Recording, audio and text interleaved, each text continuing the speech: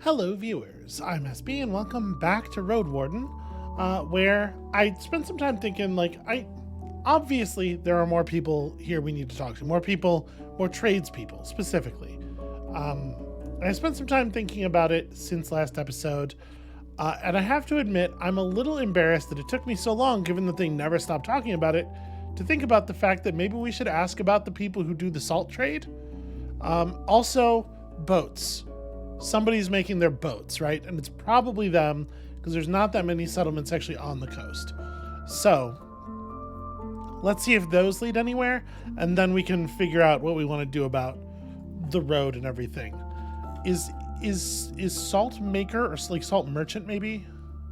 Okay, cool. Yeah, good enough.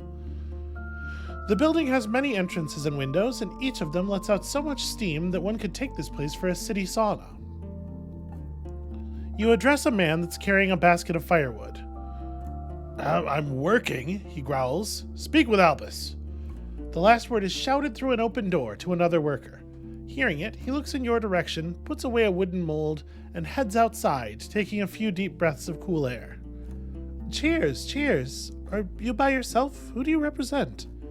He's not older than 30. Matching his name, his skin and hair are white, though with a healthy pink hidden in his cheeks, nose, and lips, making him look as if he's blushing. When you vaguely state that you're from Havlavan, his curiosity is already satisfied. All right, good to have you back after, 5 years? Our process is the same, and so the lumps look the same. The guild will be satisfied. Better keep your head low. He thinks I am someone that I am not.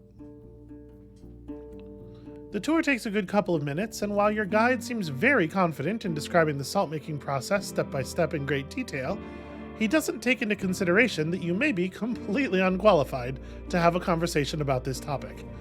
You try to catch the gist of it, though neither the sound of flames and scratching nor the humid air or smell of sweaty bodies help you to focus. I mean, I guess I'm not really a different person than he thinks I am, because he thinks I'm a representative of a guild, of some guild or another, and I guess that is the case.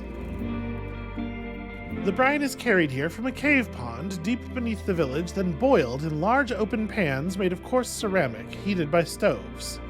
As the water evaporates, it leaves the salt behind and steams a few planks above it, before they get back to the carpenters.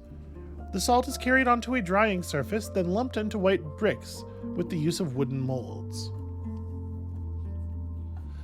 Many things can go wrong, he finishes his tale, but nothing goes to waste. Them shattered lumps get into our fish barrels. All is good. We won't sell you anything of poor quality. I try to learn a bit about the price. He gives you a few numbers, how many coins, how much flour, how much iron the locals would take for a single lump, and at first the prices surprise you, but then you take one of the clumps and rub it with your thumb. 1 brick would be more than a household would use in a year. Albus interrupts your thoughts. Questions? You put the salt on a table and glance at the steaming pan again. Even though there are only 3 workers here, you realize the production must consume a mound of firewood every year. I ask him where they get their trees from. He doesn't answer right away, choosing his words carefully. We have supplies, and we trade for them with the other villages, or at least used to. We cut trees as well, used to do so more, back in the day. We had a lumberjack hamlet, far away, so the beasts didn't get angry, they didn't. I thank him for his time and let him work in peace. Okay, and then talked with local coopers and salters. Boat. Fuck, there's a name for people who make boats. I'm gonna type in boat makers. Okay, let me try again. That might be shipwright, right? No? Okay, so they're not making, either they're not making boats here, or it's not a thing that's like commonly done enough that they need dedicated workers for it. Okay. What else? Somebody who's making the boats. Boat people. No. I really thought somebody who's making the boats would make sense. You know what I'm going to do real quick? I'm going to tab out and I'm going to look up the word Cooper. Because they do some woodwork, but I don't know exactly what Wow, you really cannot just look up the word Cooper. Did you know that it's a common name? I feel a little silly. Dictionary.com. What exactly does a Cooper do? So Cooper is specifically about barrels.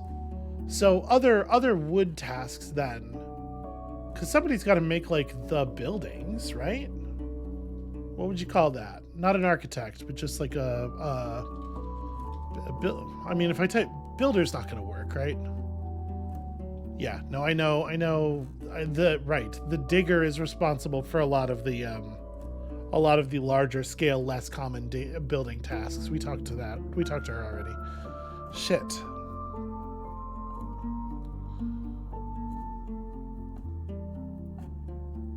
I'm just like looking at the map here, trying to figure out what do I see here that is not really being done, or that we've not really asked about.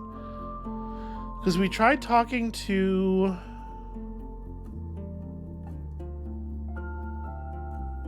we tried asking about farming, and they're just like aren't really farmers, right? There's not enough. Yeah, they're not a significant enough thing in the village.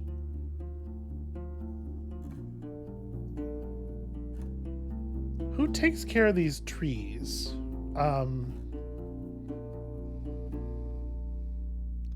There aren't enough trees that the Lumberjacks are a significant group of people, probably. Oh, actually, maybe. Because we've talked to a couple of different people who say basically that, like, yeah, we don't really cut down that many trees, but I guess this is enough to be a category on its own. There's quite a group of lumberjacks working in the village, more than 10 people strong, but the woods are far away, and the coopers and carpenters is the word that I wanted, take a good few days to process the entire supply. In better years, we used to buy timber from other villages. Now, finding them on our own takes so much time it's hardly worth the effort. Most of the time, the crew seeks weak and dying trees, using them to fuel the fires of smokers and salters. Okay, carpenter and smoker are probably worth putting into the thing. I look for a worker who's a bit older and ask them about the abandoned camp I've heard about. You're told to speak with a limping farmer in his 60s. Hearing your question, he spares you a grin. That's where I worked, right? That's where I lost half my foot.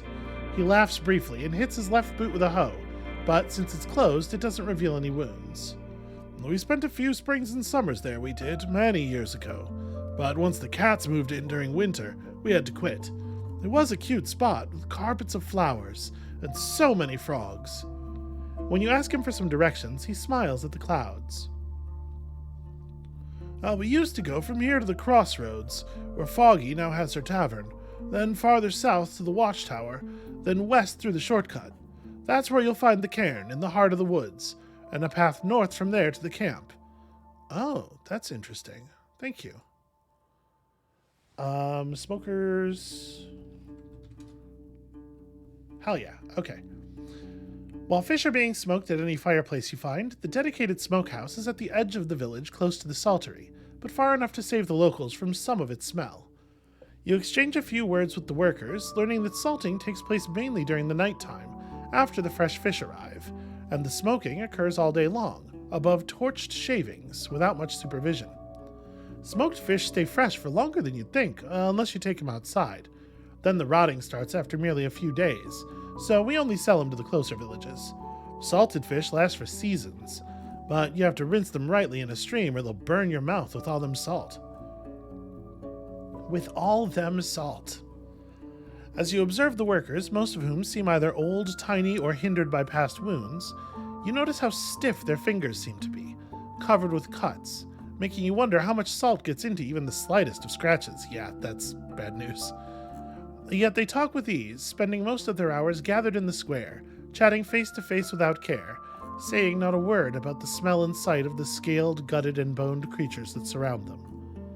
You ask about the prices of their barrels of fish and the way they're transported, learning that flour and other supplies are worth more to the locals than dragon bones.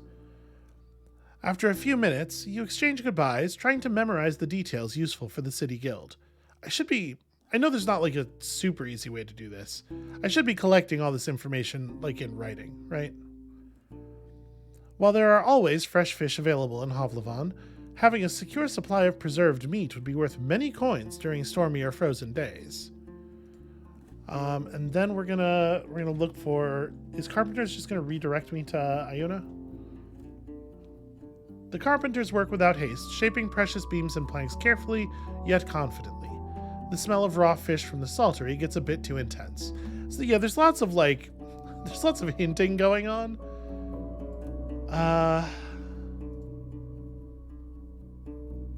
It is interesting that I no longer have that notice here that I need to talk to more tradespeople. So I wonder if Severina would talk to us a little bit more. No, not yet. Now that we've met more people, out of curiosity, will this... No, that will not allow me to meet anybody new. And I don't have any money for Petronius, so I think we're done here for now. Sorry, that's just not even the button. What I wanted to do was, that's enough for now, travel. Do we need to go up to the pier right now? I don't...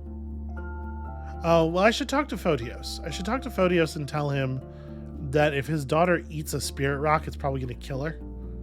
So he should stop trying to make that a thing.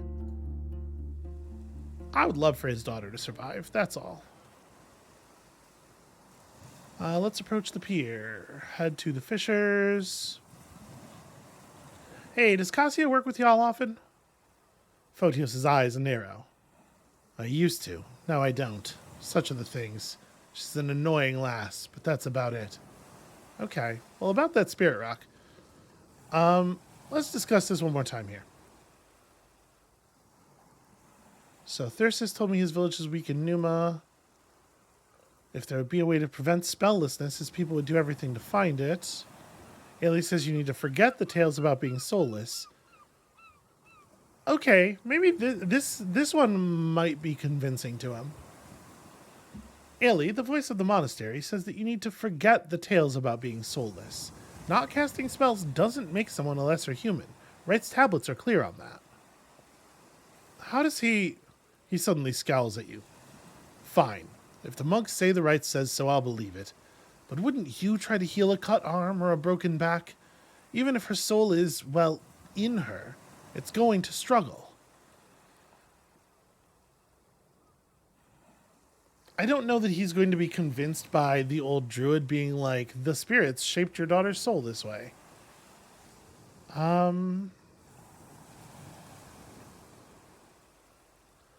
This might work, though, like if he doesn't believe there is anything that can be done. Thyrsis, the warlock from White Marshes, told me his village is weak in Numa, and if there would be a way to prevent spelllessness, his people would have found it by now. Who cares about some skeleton shaggers? He gestures for you to stop, but his voice is far from convinced. I told you, I may be wrong, but it doesn't mean that using the stone is going to be dangerous. The thing is, I really wish that I could bring up that we were in fact told that using the stone would be dangerous. I'm going to say this even though I don't think he will care about this, just because the old druid is the person we got the information about the danger from, and I'm hoping this will lead into it. It is really frustrating to like have a this is the thing that happens in a lot of dialogue-y video games, to have a good answer. Like, you know your character knows the thing to say, but it's not on the list. I traveled to the old druid. He's convinced you need to accept the spirits, the way the spirits shaped your daughter's soul. Spirits? Why would you even listen? Yeah, okay. All right, that's all I have to say for right now.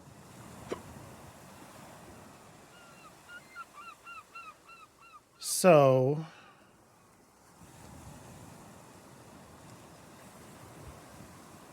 it would take forever for me to get back to the abandoned watchtower.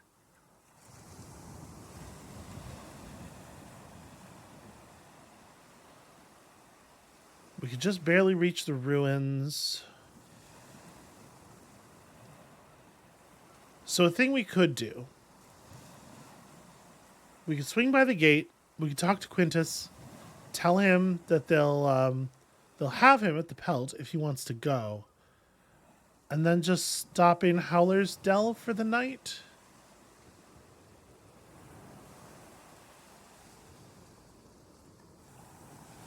going this way seems a little dangerous. I suppose, do I have a coin? I have no coins on me right now, right? Yeah. So another night at Foggy's is not ideal. However, it would only take us 4 hours to get to the old bridge. We might be able to find the village of the... Well, we're not supposed to expect to be able to stay with the people in the mountain village, are we?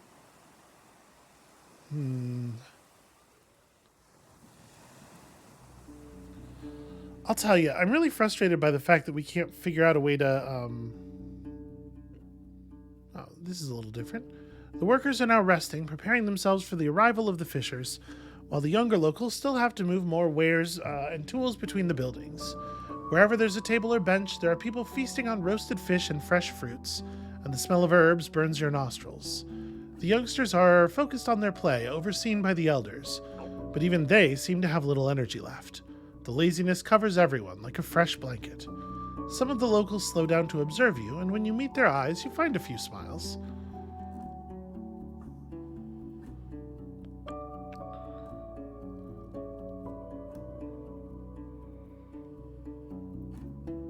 So, talking to Severina is still not actually going to be useful. I need to prove to her that I'm worth her trust. Opening up the tunnel didn't seem like it was a thing she cared about, right? She wanted me to learn more about the people of her town, which I feel like I have at this point done. But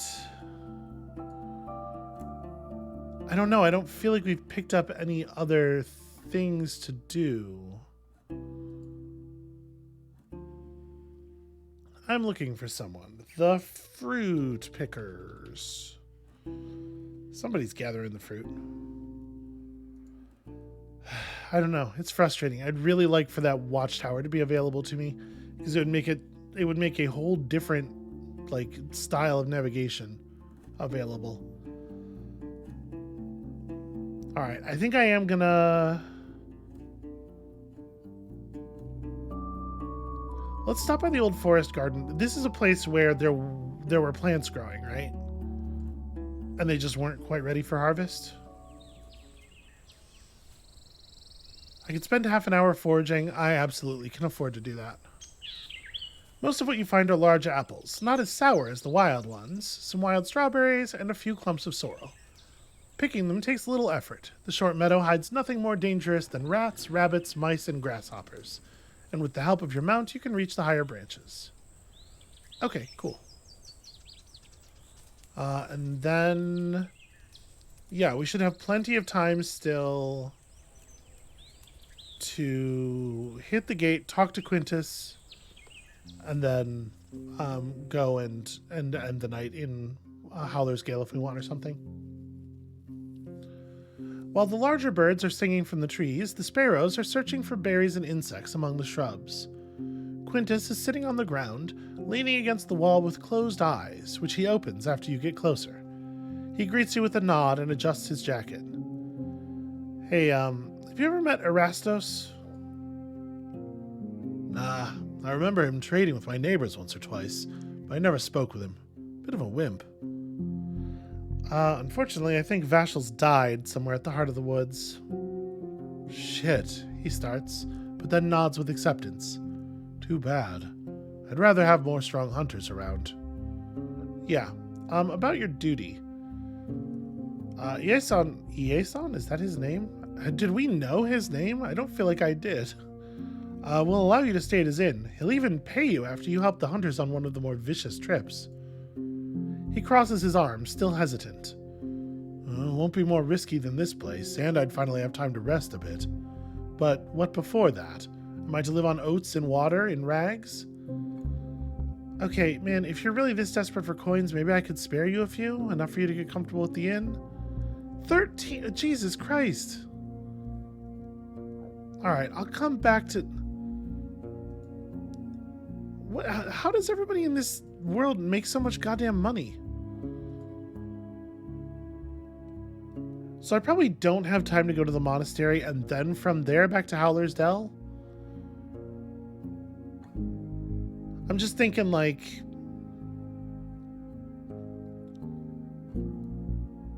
I don't know, the monastery is so disconnected from everything that it does kind of feel like it wouldn't even really be worth going there again. Like, they're not going to have any input on most of what's going on with us. I'm just going to go to Howler's Dell. We have some questions. We can ask a lot of people around Howler's Dell about Cassia and everybody, and Erastos. You ask an archeress if she could point you to the trapper, and she directs you beyond the walls to the edge of the northern pasturage. There, next to the creek, a lone wanderer examines simple box traps. They're placed every few steps, and judging by the man's empty sack, so far all of them have turned out to be empty. Hearing your steps, the man sends you a glance, but soon returns to his task. In the city, he'd barely be seen as an adult. His facial hair is sparse and light, and he's shorter and slimmer than most women in his tribe. His elegant dark blue tunic suits his tanned skin, and the long dagger he's carrying has a carved handle. He's crouching, looking toward the other bank and playing with blades of grass. Dalit heard you're interested in heading south? He turns his head only slightly, as if it's easier than raising his voice, but he still avoids looking at you. She did. Are you taking me there? His voice is surprisingly deep, adding to his years. Well, can you survive in the woods? He gives you a puzzled look. Why would I? I'll go with the group, dig holes, sharpen sticks. 'Tis not like I'm gonna put anyone in danger. And you won't miss home? He drops the grass on the ground, stands up, and wipes his hands against his pants. Nah, no one to talk to. And what are you gonna bring to the table? He waves at the boxes. Well, you see, caught a hare yesterday. And then a box in a snare. I can cut and dress pelts, too. You wait a bit longer, but he adds nothing more. You know, this job's going to be much more difficult than you think. His voice grows frustrated. All hunters act as if they're masters of the woods, but they die all the time. He grabs the nearest box. One of the walls turns out to be loose, so he adjusts it quickly, and starts to wander away. Just give me a chance to do what you want, and I'll do it. I can go any day, any hour. Okay. I'll talk to some people about him first. Yeah, who does Beyond know? You know Erastos, right? She doesn't stop her work. Better than I know you, but I guess you deserve a brief answer. You're a good client. She looks at your forehead. He'd be better at carving toys, not box traps. She looks away. Okay, well, I like the fact that our existing economic relationship smoothed that somewhat. Elpis, can you tell me anything about Erastos? She observes you in silence. I'm not sure why you would ask about our neighbors. Her voice gets lower with every word. But you showed us kind gestures before. He's young, lost, and sad. To heal, he ought to seek a friendly shoulder among his people, not in the world outside. Yeah, okay, fair enough. Let's go to the main square. Hey, Akakios. Do you have any issues with Erastos? Do you ever have any problem with the kid? He wags his long finger. What do you mean? He broke something again? And what now? He wants me to pay you back. You tell him to fix it on his own, or grab him and drag him here. You wait for a few moments, not sure if you should ask how many times such a thing has happened before. His breath is heavy.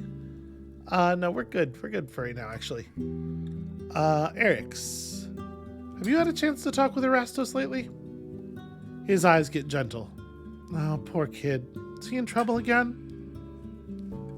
You mentioned that someone wants to offer him a job, but the innkeep lets out a sigh and leans against the counter. Maybe that's for the better. Lately he's been struggling around here. While he's far from eager to share the details, one part in particular catches your attention. That's the thing with bad affection, you see. My wife was clear he ought to stay away from our daughters until both him and they passed 20. But it's easier said than done. Okay, yeah, that would complicate things somewhat. I'm not going to ask the mayor. I don't see the point. We have an hour. An hour's not really long enough time to ride out and do anything of value, I don't think.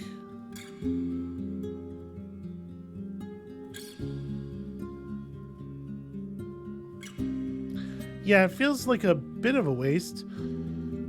But, like, what am I going to do? Ride to the tree and back? Yeah, I guess let's just sleep.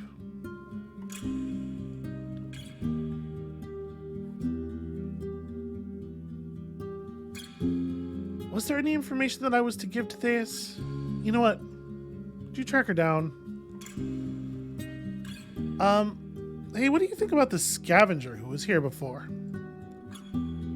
Ah, he's still alive, she says with distaste. He brought us some news from the north and paid off his debt to us. But he's an idler and a prattler. Drinks, too. The farther he stays away from here, the better. Okay, yeah, we're taking him to the Pelts. Or to the Pelt, singular. About White Marshes. Let's talk about our allies. With 2 allies on your side, you'll outnumber the village defenses. You should begin your preparations in the early morning hours, preferably right after you wake up. You should expect an exhausting evening. You'll need to be in good shape. I'll tell you when I'm ready. I was kind of wondering if I could wring any payment out of her. I do bring news. This is not anything she's going to pay for. All right, I do have a few questions about Erastos. Can't hurt to ask. She makes an odd grimace, trying to smile while expressing confusion. I doubt there's much to say here. He's just a trapper, and not the best one. After you explain the situation, she scratches the table by accident. Let's just say I won't oppose him leaving our village, but I have no warm words to say about him. Okay, thank you for your time. I guess that's all the value we're going to get out of that. Let's just do this sleep. Sleeping here at least doesn't cost us any vitality. You notice it while you undress. One of your recent wounds is going to leave a mark. Where at? A cut on my cheek. I mean, I'd definitely be worried about damage to my hands or legs, because, you know, in the long term, these things might do some real damage to us. A long cut on my cheek is probably just cosmetic. The bruises on my stomach look like a night sky. If that's going to be like some kind of permanent something, that's either going to be like organ damage or a rib that's busted and doesn't heal right or something. This is probably just going to like affect appearance, but I think I would rather it be something like this, just because this has the least chance of harming us in the long run. Out of curiosity, am I marked here as having... No. Okay. I leave the square.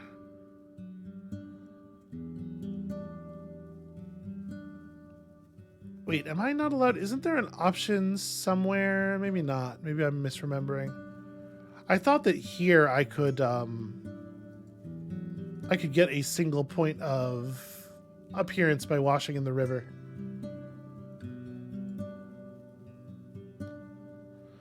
An edge of the local fields was destroyed by beasts. You'll stay in the saddle, helping the guards and workers oversee the area while they're placing a new fence. The task will take about half a day, but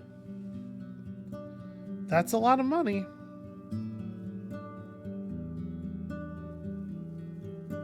And then we could ride over, help the scavenger get to the inn.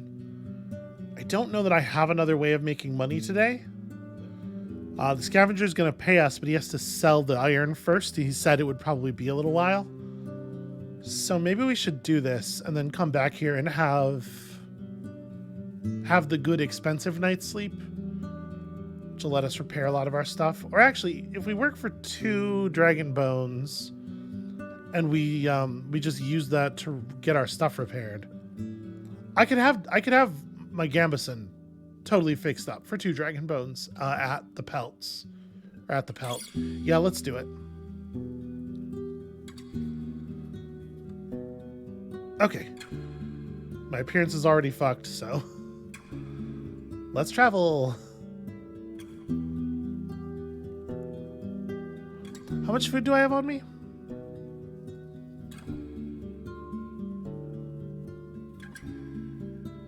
kind of curious about something, actually.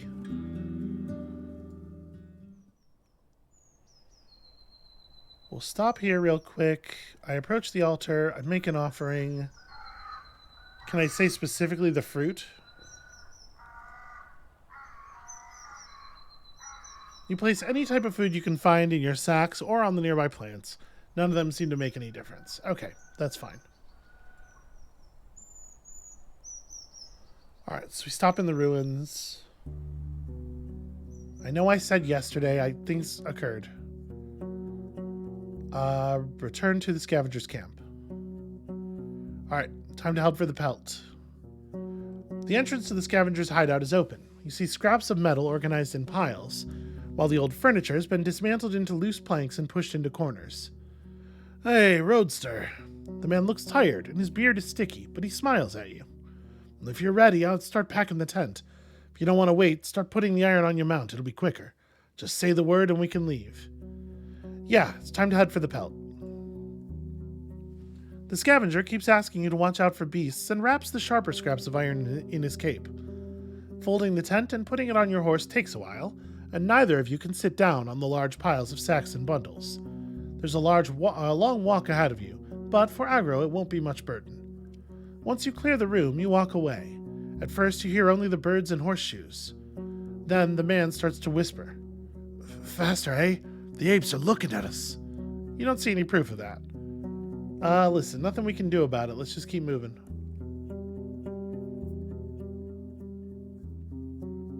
You move forward, slowed down by having to secure the bundles on Agro's back and carry your own bags. After half an hour, the man asks for a break. Even though you shared your food with him, he's not fully recovered from days of hunger. But the farther away you get from the ruins, the more cheerful and talkative he gets. Yeah, bedding down in that miasma has definitely not been good for him. Mostly speaking about what he needs to buy and how much he hated the damn place. Then, the beasts show up. I prepare my axe. I am not in the best shape. Shit, I should have eaten. Oh, I feel very silly. I just totally forgot. I was thinking about that good rest. All right. A loud bunch of griffins blocks the road near a pond. For you, their colorful furs and feathers don't look much different than the pack you faced in the valley days ago. There's still some distance between you and them, but it could be crossed in less than a minute. There are maybe 20 beasts in sight, and this time they pay you much more attention. They spread their wings and start to screech, some making a few leaps forward. Your mount is too overloaded for you to turn away and get out of their range. Oh, better to hold our ground, groans the scavenger, preparing his crossbow and dagger. Okay,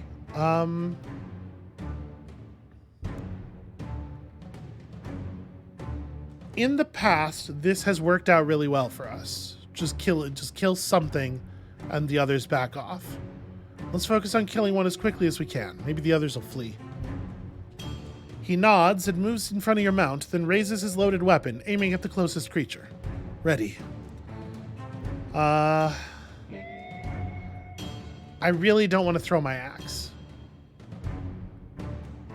So the question is, would I dash out? I'm really worried that if I dash out to them, I'm going to get surrounded. Let's let them close in, and then I'll focus in on whatever is nearest by. The man's arrow hits and stops one of the creatures, but it doesn't buy you much time. You point him toward the next victim, and the man understands right away. He switches his weapons and tries to get to the monster's side as it charges you, or rather jumps at you with its talons and beak outstretched. Your powerful hit makes it fly to the side, landing just before the scavenger's boots. A pained shout pierces the air, and you have enough time to take a defensive stance. For the next minute, you slice and dice whatever you can hit, filling the air with screeches and feathers. The sheer number of opponents overwhelms you more than once, and it's difficult to keep pushing them away with your free hand. As you peek toward the scavenger, you see he's doing fairly well, jumping away whenever he lands a hit, but his short blade holds him back. You see blood coming from a few cuts through his clothes. Finally, it all ends, though not because of a lack of opponents. The 3 creatures you butchered are still convulsing from pain, but the others, some of them hurt, still have enough strength to run away. Their will is broken, yet the pack will go on, at least for some time. Your gambeson, barely, keeps you in one piece. The man spits on the ground. May apes and ibexes bang this place day after day. The fuck, dude? He leans forward, taking a few deep breaths, then looks at you. Roadster, you made me sweat, but we're a fine team, you and I. He laughs briefly. Let me draw my ballista and we can move forward. Yep, I just smile and try to ease Aggro's thoughts. It's better to keep moving. Alright, how long did it actually take us to get down here? It seems like not that long.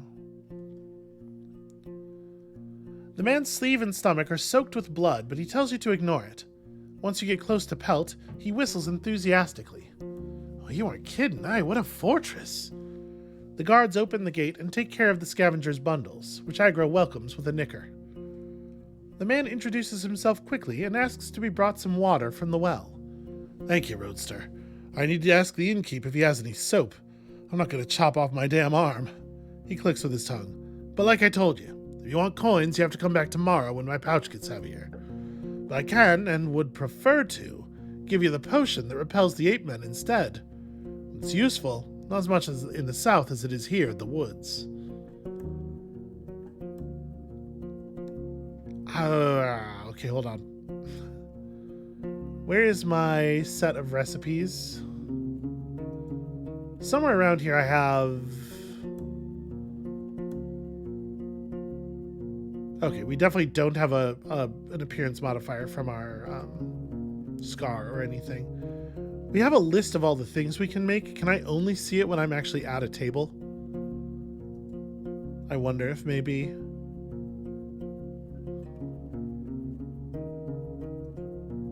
No, here we go. Okay, so yeah, we have some things. But yeah, we don't get to see a list of the things we can make. I don't believe a potion that makes ape men want to stay away from us was on the list. You know what? I'll take the jar. Fine. Huh, I'm glad. He unpacks a large jar made of clay. I'm not gonna lie, Roadster. It's pure troll urine. He chuckles. Don't ask me how I got it, eh? If you want to scare off some ape men, use it before they see you. Trolls eat them all the time, so they stay away as long as they can. You imagine that you can feel warmth from the jar. Well, I won't miss it.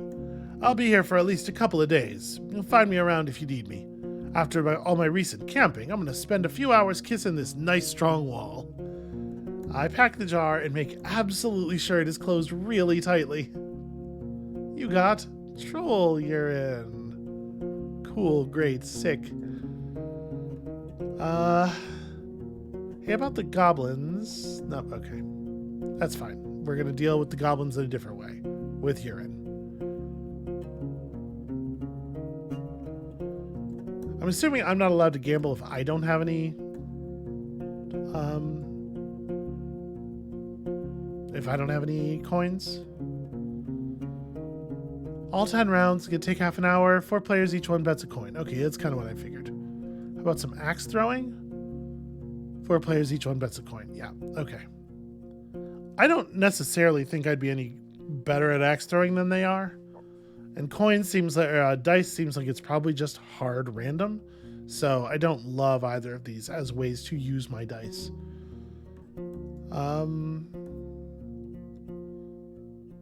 So we can head to the armorer. We can get our gambeson repaired. Fully resewn and repadded. We can sleep here for free, right? Hold on. Enter the inn. Go to the innkeeper. You got any leftovers? Ah, you're lucky. I was planning to give it to the boar. He goes to the stove and in a couple minutes prepares you a meal. Here. You see a nettle tisane and a simple root stew with hardly any meat in it. Hey, it's food. Alright. Take another look at the main hall. Is there anything I can do with the scavenger now? I did ask if he would tell me about his travels if we helped him get here. You must understand. You're a roadster. People ask you for help. They don't think you'll steal from them when they're in bed. He pats his bag. It's not the same when you're a drifter. They don't ask me to stay, to marry their kids, or to help them with harvest. They just ask if I plan to pay for the room or buy stuff. You talk for quite some time, though it's difficult to uncover the details hidden in his tale. He claims he and his pack bird came here by boat, about which he refuses to speak. He landed just next to Gale Rocks, a large fishing village near the northern shore. People there were irritable and unwilling to idly chat with him, but opened their mouths after he helped them at the smokehouse. On sunny days, the locals hunt on the shore, and when it gets dark, they hide behind the walls gutting the fish. And when the weather goes to shit, they boil water for salt and put fish in it, then hop to the barrels, though I don't know how, they don't have many trees around. And they sell the meat to the villages and, places. He clears his throat. For crops. I was told to stay away from White Marshes, though no shell told me why. I joined a group of fish traders who were going to Old Pagos and its mercenary. I hate that place. Everyone does. I traded there for a bit, but the villagers are cold. They spend days praying and talking on and on about their duty, and are gray like an ashworm. So I left once at dawn, me and my bird, and wasn't that a mistake? He was attacked by a short bear-like creature. He tried to run away, but following his bird was a bad idea. He fell over in the thicket, so the monster had time to get to him. I hit it with a bolt, it wasn't enough.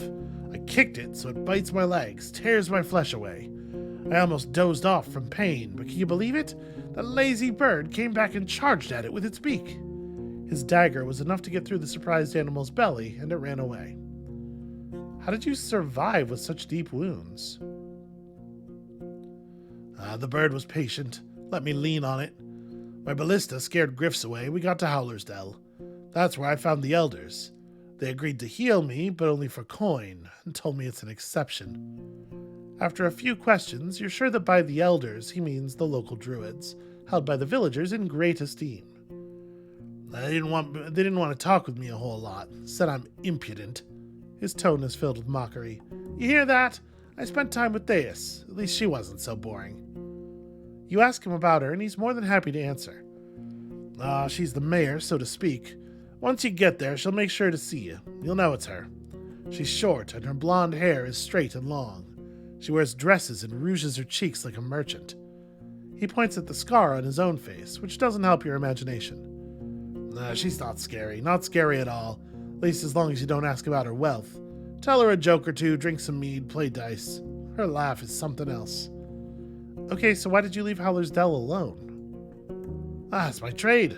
I shouldn't tell and I won't. You already know all you need to. Okay, interesting. Enjoying your stay? Well, I've just arrived. I can tell you more tomorrow when I spend a few hours on something soft. But damn, that smell around me is quite something, isn't it? I'm going to the well soon. Yeah, fair enough. I'm going to the well. I need to wash a little bit. That helps. Splashing yourself with cold water won't take away your smell, but it's enough to remove the tallow and sweat from your skin, or the mud stains from your clothes, which I still desperately need to get repaired. Alright, I think I am just going to have my gambeson repaired partially.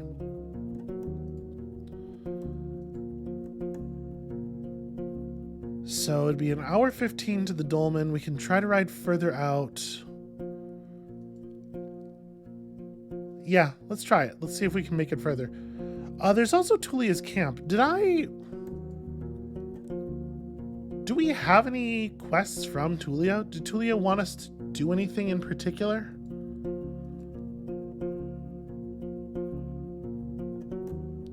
If I find out what happened to him and bring the news to Tulia, I'll get his abandoned belongings from her. I forgot she had those. Gosh, it's been such a long time since we spoke to Tulia that I don't remember, but I don't want to spend time going down there right now. Let's just try to ride east. We'll see what happens.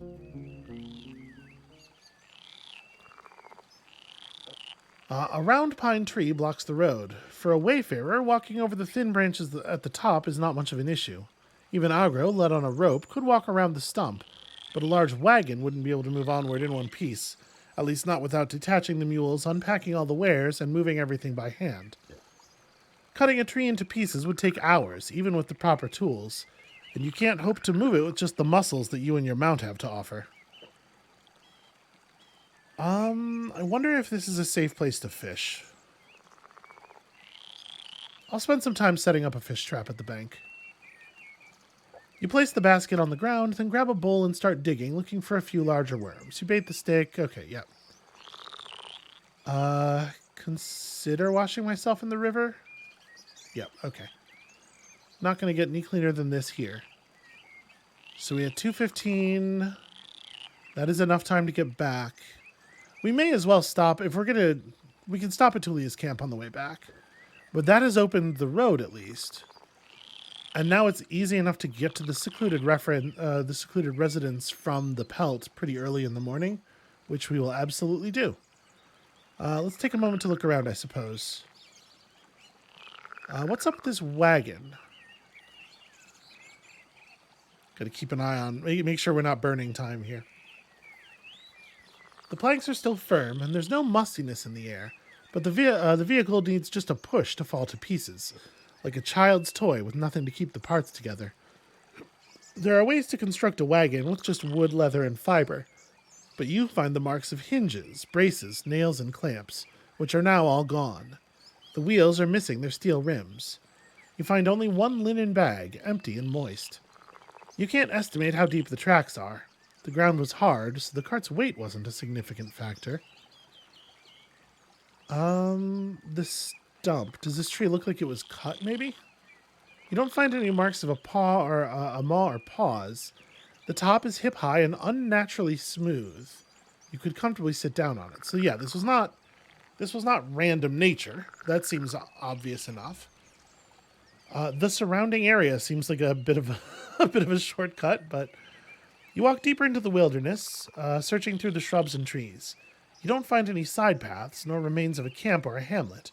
The first game trail you find has been used exclusively by animals. Alright, if this gets down to 1:45, we need to bail and come back and examine this later. The leaves of the tree are not completely dry, and when you break one of the twigs, it still contains water. There are no signs of sickness that you can recognize, and the termites and other bugs are still sparse. Beneath the trunk, there's no blood and no abandoned limbs. In the trampled grass, you find two sets of tracks to follow. There are no hoofprints. The first set is near the destroyed wagon. The wayfarers suddenly stopped. You can see where they made a sharp turn. The second trail is close to the stump. Most of the marks were left by flat, cheap boots, not suitable for long walks. But someone was wearing hard, wide heels, distorting the ground. Both trails avoid the eastern wilderness. They stick to the main road and lead you north. They could have belonged to 24 people, maybe more. You follow them for a bit, but lose them once there's no more mud and tree needles to find. Interesting. Let's have a look at the river. It would only take 2 steps to disappear in the deep water. The rocky bank smells fresh and is filled with the sounds of frogs, insects, and birds. It's not a good spot to quench your thirst. The beds of long kelp, pulled by the flow of the river, are crowded with fish and 4-legged creatures you don't even recognize. You keep an eye on the land. There's no carcass in sight and no signs of shells that would be left nearby. What about in the bushes? Let's search the bushes. Cool, an arrow. There are no berries left, only broken twigs, fallen leaves, and trampled grass. You notice a pointy arrow made by a human hand, with a head made of horn and black-orange fletching. These feathers originally belonged to one of the local pheasants. There are no arrow marks around or even on the wagon. Interesting.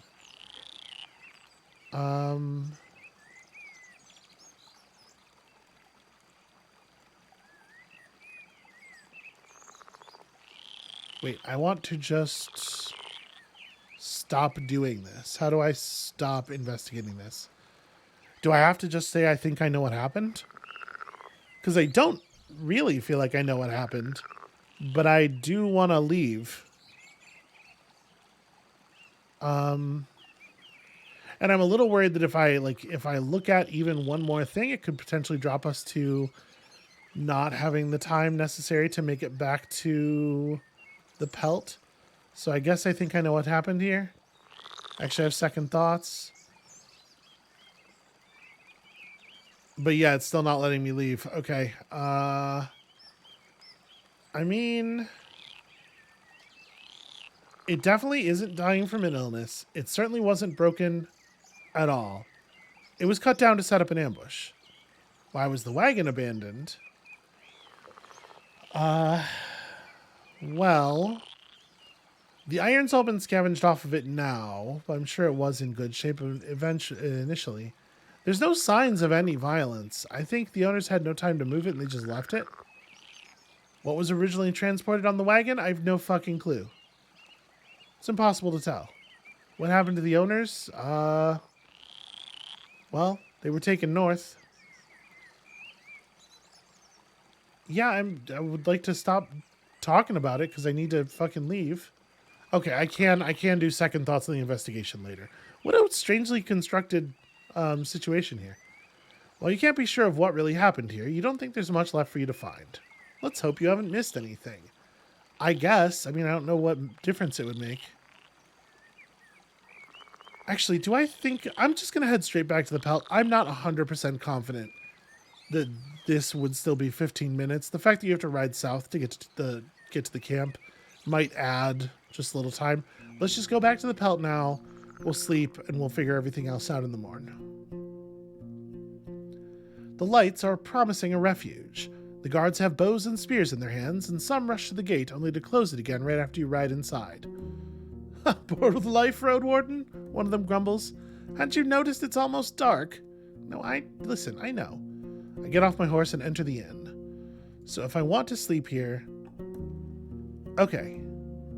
Sleeping in a room is cheap, and it does restore vitality, which is cool. We're just going to sleep on a bench tonight, obviously.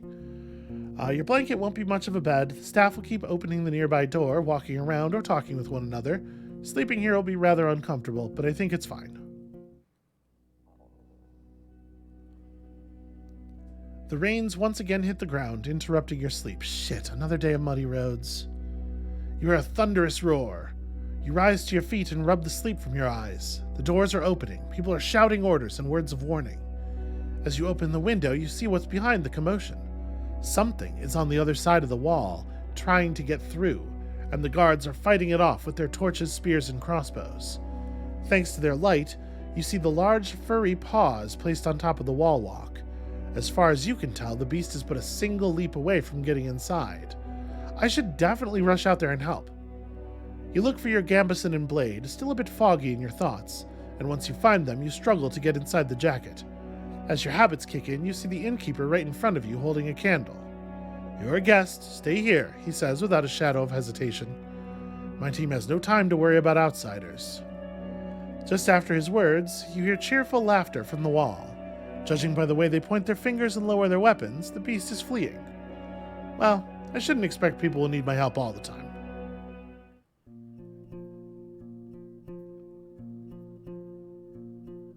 Okay, the days are starting to get shorter. The uncomfortable sleeping spot and the sounds of conversation and closing doors wake you up a few times during the night. Nevertheless, your back survives.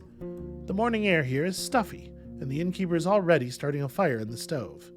He asks if you need anything. You got any leftovers? Not today. Okay. I tried to get the free food. I don't think we have anything to say about Glaucia's band. Yeah, no, that's all I need. I'm good. Actually, hold on.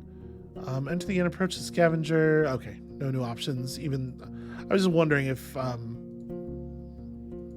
anything would be up since he'd been here for a minute. I'm just clicking back and forth here. All right, let's stop at Tulia's camp. Jesus, an hour? What a nightmare. It's going to be fucking noon by the time we make it to the... All right. Let's just ride for Tulia's camp. I hate muddy roads. Your nose catches the scent long before you reach the gate. A large roasted leg of a runner is hanging above the campfire. Tulia welcomes you with a nod. Hello again. Days are getting colder, huh? Yeah, I wanted to discuss something. Shoot. Does she need to know this? I don't think she needs to know this. Have any hunters from the north passed by your camp recently? Not from the north. Not from the south. She lets out a weak chuckle. I didn't expect this place to be that desolate this time of year. You're the only soul we've seen in days, unless you count beast folk. Well, unless they're from creeks, I don't. She smiles. Well, I didn't ask them, so there's always a chance. Have you ever encountered the bandits from the north? She lets out a sad sigh. So, there are other bandits in the woods after all. Her companion hits his forehead with his palm. This peninsula really hates us. We can't make a dent in its shell. Tulia puts a hand on his shoulder, then looks back at you. Yeah, thanks for telling us, Roadwarden. If I survive long enough to report to someone, I'll be sure to mention it. Maybe I should learn more about them first. Sure. Good luck with that. The man with a bird chuckles. Do you guys have any idea what happened to the ruined village in the west? Nah, there were goblins around the walls, so we never went there. But I was told that the wrath of the herds crushed it. Maybe 10 years ago? Her companion agrees with a nod. If there were any survivors, they're surely gone now. Yeah, maybe they moved to other settlements or just left the peninsula. Or they got caught by the bandits. Have you ever entered the road leading through the heart of the woods? Oh, we were advised not to. Have you seen this huge gate in the west, made of rocks, very tall? We met a guard there named, Quintus? Quinton, maybe? A kind soul, bit slow. He almost begged us not to enter the woods, so we took the longer route. That's where all the settlements are anyway, her companion chips in. We didn't miss much. Okay, so coming here was not actually valuable, but I couldn't remember, basically. I approached the barrel with water. Yeah, I can't get any cleaner here. Alright, let's bail. We got a place to be. So I want to check my fish trap. Any luck? Nope. Okay, we'll leave it. Alright, second thoughts about the investigation. The western hill? The rocky wall isn't much of a challenge. The top of the hill is covered with short grass and sparse trees. You notice a couple of bushes with a good view of the road, just next to the remains of a campfire. You follow the charred pieces of wood, ash, bird bones, trampled glass. Yeah. You follow the deepest tracks, leading to the edge of the soft earth. Someone jumped down, or at least stopped stepping on the grass. Yeah, so it seems like the tree was used to block the road. When the thing stopped, people came down the road and also jumped down from up here, abducted the people who were with the wagon, and that's what happened. The road's already being overgrown, fading away, but it's in no worse shape than the other parts of the southeastern route. Okay, so yeah, I think I know what happened here. The tree was cut down to set up an ambush. The wagon was abandoned because it was attacked by highwaymen. What was originally transported on the wagon? I have no fucking idea. But the people were taken north.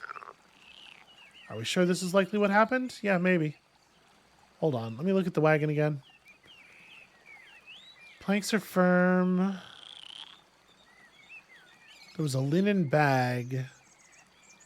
Yeah, I don't think we can really tell.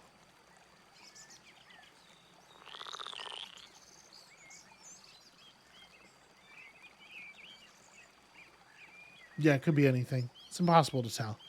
But they were taken north. Maybe by Glossia? Okay. Speaking of being taken north, let us take ourselves north. So the Enchantress isn't going to want to talk to us today, right now anyway. Let's see about the tribe. The rustling of the bushes stops once you approach them. It's the spot from where I can move east, to the tribe of the Green Mountain. You don't see any easy way to move east. If there's any path you could take, it's completely overgrown. The thorny bushes won't allow you to move without harm, and even if you could, you wouldn't leave aggro behind. Well, I could take a couple of hours and just cut the bushes down with my axe. Definitely not a good idea to enter the water, we know that. And there is that degrowth potion, but I don't have one, so... can I just real quick have some food? Alright, hold on. I need to not be in the middle of an option. Alright, being at maximum nourishment. Let's cut down some bushes. The sun isn't harsh. As long as no beasts are going to bother you, you can expect a fair bit of carefree labor. The thick gloves allow you to move or clean the thorny branches. You push the plants away, then cut right above the ground. The stems are healthy and flexible, but with enough time and determination, you manage to cut through and throw them aside one by one. After a few hours, you feel hungry, but at least you reach the game trail. I pack my things, sharpen the axe blade, and prepare for the rest of the journey. Agro peacefully chews the grass, enjoying the sun on its back, ready to take a nap. So it would be... okay, only 2:45 back to Foggy's if I had to run back to Foggy's to sleep. We never have checked out this cabin either. Well, one thing at a time. It wouldn't be wise to ride through a lush meadow. Actually, we just hit the hour mark. This is probably, when we get to the village, it's probably going to be a whole thing, isn't it? All right. I apologize for leaving you all in suspense, but maybe this would be a good place to cut for today. That's going to be it for us for today. Thank you all so much for watching. We have finally, maybe got some idea, or gotten onto Asterian's path. Maybe. I still really do need to talk to Glaucia because we know that he had some dealings with Glaucia, but it's possible that we are headed to the last place anybody saw him. I have high hopes we're going to learn something tomorrow, and doesn't that just make you want to come back and find out what it is? Gosh, I sure hope so, because otherwise I'm doing a terrible job right now. So come back for that, and we'll see you then.